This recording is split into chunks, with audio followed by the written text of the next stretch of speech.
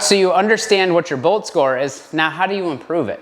So depending on how you did on your Bolt score is going to dictate the protocol in which you that you implement going forward. So if you're somebody who you were 0 to 10 seconds before you needed to rebreathe, meaning you don't handle being breathless very well, ultimately the greatest benefit is going to be most likely just creating awareness about breathing nose only. So anytime you're at rest, anytime you're sleeping or getting ready for sleep, anytime you're, not talking and you're on a phone call and you're the one that's listening, anytime that you're doing something that's restful, try to be as aware of breathing only through your nose. And then as you need to with exercise or harder outputs, you can go to mouth only, but as quickly as possible, get back to nose only. So that would be like level 1.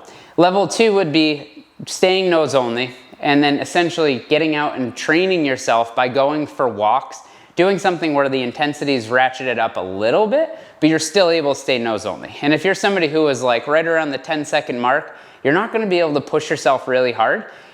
Because you're going to have to go to mouth breathing. So you're going to try to match the pace in which you're moving with maintaining the nose breathing. Meaning is you might walk on flat grounds at a leisurely pace and be okay nose only, but as soon as the incline comes up a little bit, you might notice you become very breathless and you have this burning desire to open your mouth to take a breath. I would say slow your pace down so you can stay nose only. You might notice some anxiety bubble up. You might notice that like, I really just want to take a mouth breath. But it's one of those things where by doing that a little bit by a little bit by a little bit, over time you're going to notice that like this very slow pace where you had to really slow down to stay nose only, you're going to realize that you're able to keep that normal pace. And it is one of those things where you adapt pretty quickly. You just need that consistent effort put in to create that. Second thing would be like anytime you're going up and down the stairs in the house, just try to maintain nose only. You might notice too, you're probably somebody who snores while sleeping, or you have sleep apnea, something along those lines. So it's one of those things where if you can create an awareness around staying nose only while sleeping, which you're probably like, how does that work? It's one of those things where they now make mouth tape. So you tape your mouth shut, which sounds aggressive, but it's basically this special tape with a light adhesive, and it's essentially, again, training yourself to stay nose only. And you probably will fall asleep 5 minutes later, your mouth will open, it'll fall off, and you'll find it in the morning. But over time, you're gonna make it longer and longer and longer, and all of a sudden you're gonna start waking up feeling more and more and more fresh and wondering why everything seems so much better day in, day out. So I'd say nose only all the time and potentially mouth taping. Once you start getting a higher Bolt score, then you can start introducing, really starting to push the pace. Maybe you can start a light jog. Maybe you can do some cycling while nose only. Again, buffering the pace to make sure you're only staying so fast as you can maintain that nose only.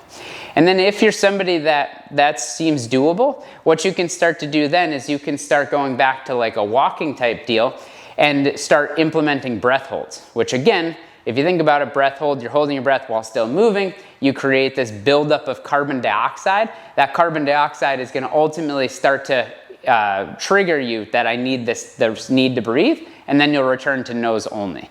So you're going to go out for a walk. You might walk, say, 30 steps counting the right foot. You may do a breath hold of 10 steps on the right foot, and then you may return to 30 steps nose only before you do your next breath hold. It's kind of the equivalent of like when you're starting to run and you're trying to build up your capacity, you might walk from one mailbox to the next, run from the next mailbox to the next, and repeat that cycle. You're essentially doing the exact same thing with your breath holds.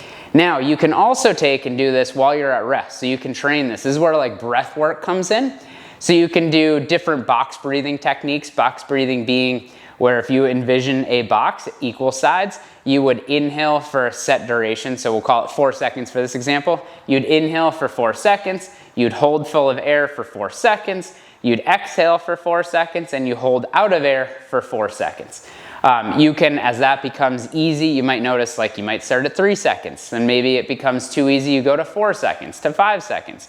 So that's the way you can work on that.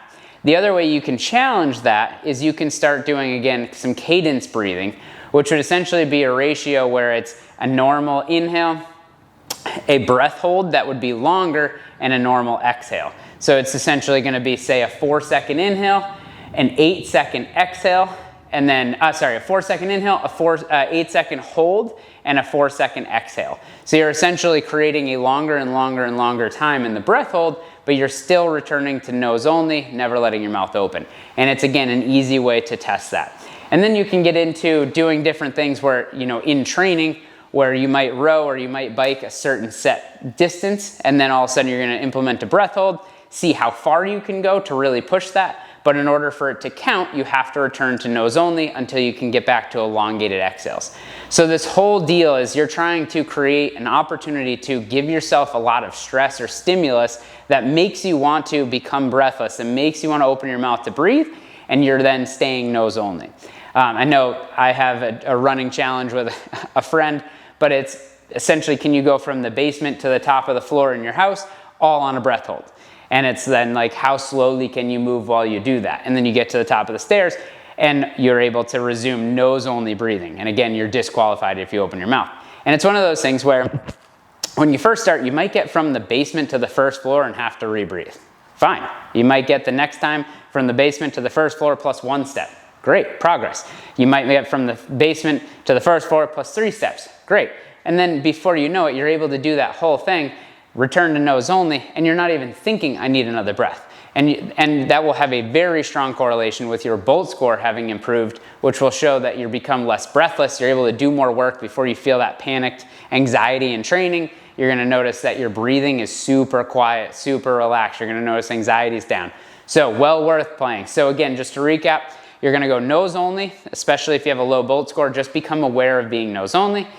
Once that is doable and doesn't really require any effort, you're going to go nose only and then start to ramp up the pace of things while staying nose only. And then once that's good, then you're going to work on staying nose only and then implementing breath holds while returning to nose only, essentially creating maximum stress that you can handle. And again, you can slowly progress that. Here we go.